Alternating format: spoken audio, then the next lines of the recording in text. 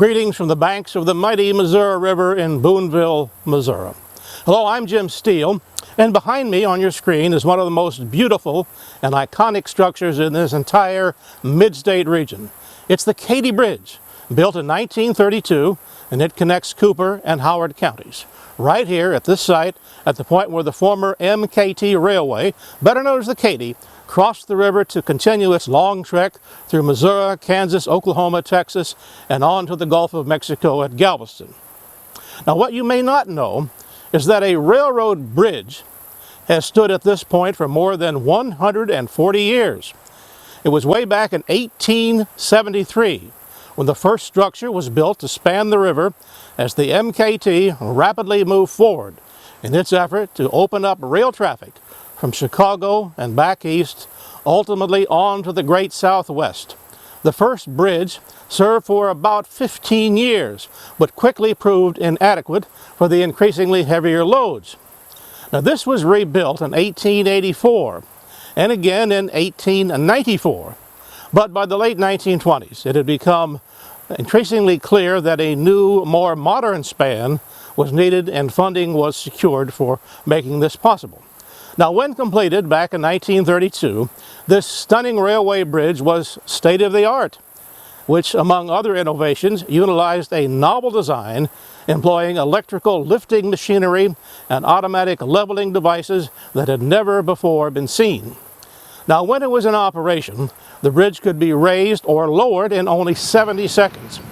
The Katy continued to operate the bridge until 1986, when the east-west line from St. Charles was abandoned, this due to flooding. Now, thanks to the effort of forward-thinking citizens and state officials, this former rail line eventually was converted to the now famous Katy Trail, a 237-mile state park which stretches across nearly all of the Show Me State from Macon, Missouri, near St. Charles to Clinton. Plans also are underway to expand the trail to the suburbs of Kansas City. Relatively flat, the trail is popular with walkers, joggers, and cyclists, both novice and experienced.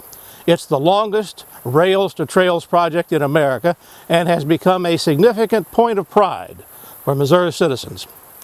Now, initially, the Missouri Department of Natural Resources had purchased the right-of-way with a donation from Edward T. Ted Jones and Pat Jones of Williamsburg and St. Louis.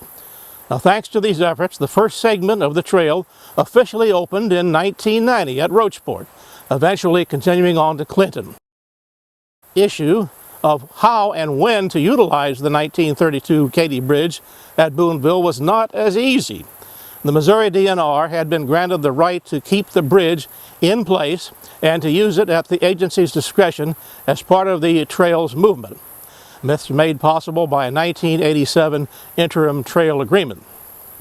But in 2005, the department amended the agreement, thus abandoning the right to the bridge and authorizing the Union Pacific, which absorbed the MKT Railroad, to remove the structure and to use the rail spans elsewhere.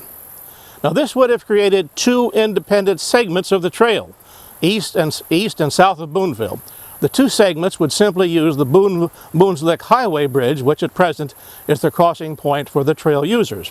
However, early in 2010, Missouri Governor Jay Nixon announced that the Union Pacific Railroad would give the Katy Bridge to the city of Boonville, thus ending a nearly 10-year dispute over use of the structure and also establishing its relation to the Katy Trail. The city announced it would restore the bridge and incorporate it back into the trail. But doing so requires more than just wishful thinking, as we know. The volunteer organization known as the Katy Bridge Coalition is a registered nonprofit entity created in 2005. They stepped in, and since its formation, the group's primary purpose has been to advocate and secure funding for restoration of the bridge. Today, nearly 10 years of hard work is paying off. With the new bridge now owned by the city, this crown jewel will stay where it belongs, here in Boonville. Now, thanks to the efforts of many dedicated citizens from the Boonslick area and beyond, our historic and iconic span will continue to be the single most identifiable object defining this community, much as the Gateway Arch does for St. Louis.